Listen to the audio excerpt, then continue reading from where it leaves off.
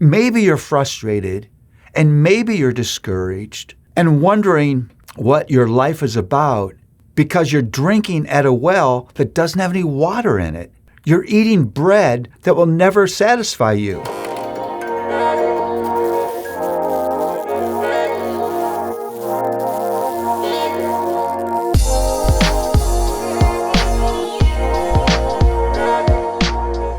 Well, my title for Psalm 84 is Longing.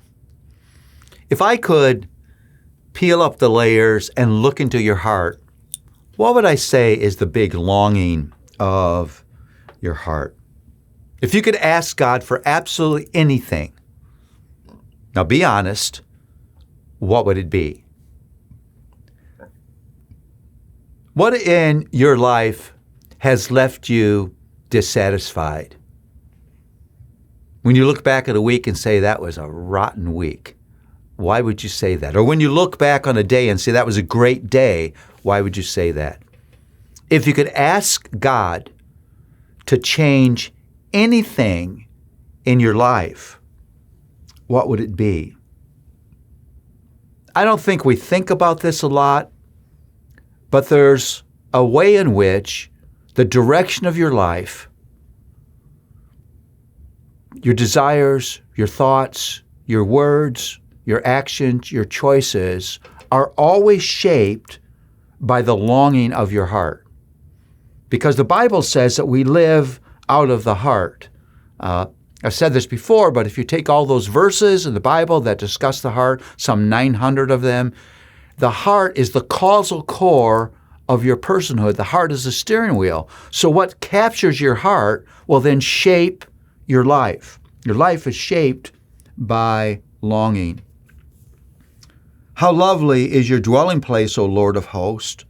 My soul longs, yes, faints for the courts of the Lord.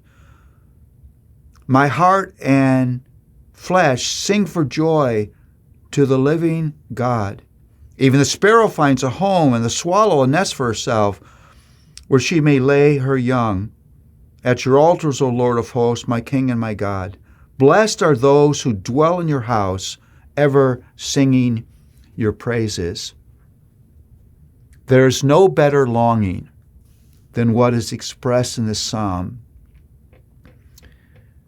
Again, I don't think that at street level we think about this much, but there is a hunger that God has placed in the heart of every human being that only can be filled by Him.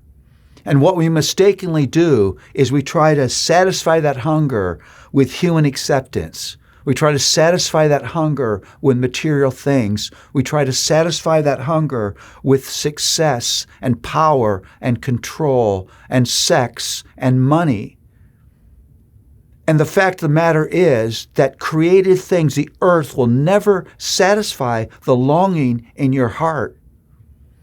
And so the psalmist says, there's this longing inside of me that's only ever going to be satisfied when I'm in your presence. That's what he means by being in your court. It's only ever going to be satisfied by you. Maybe you're frustrated, and maybe you're discouraged, and wondering what your life is about because you're drinking at a well that doesn't have any water in it.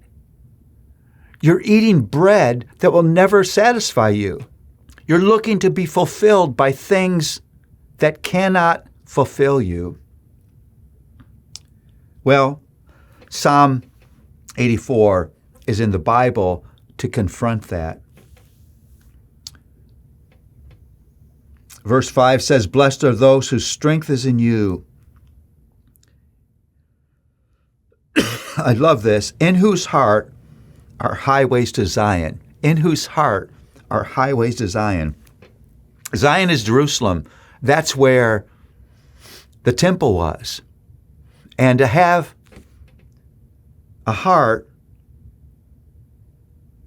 with highways in it to Zion means my heart always leads me to God. My heart always runs toward God. Is that your heart?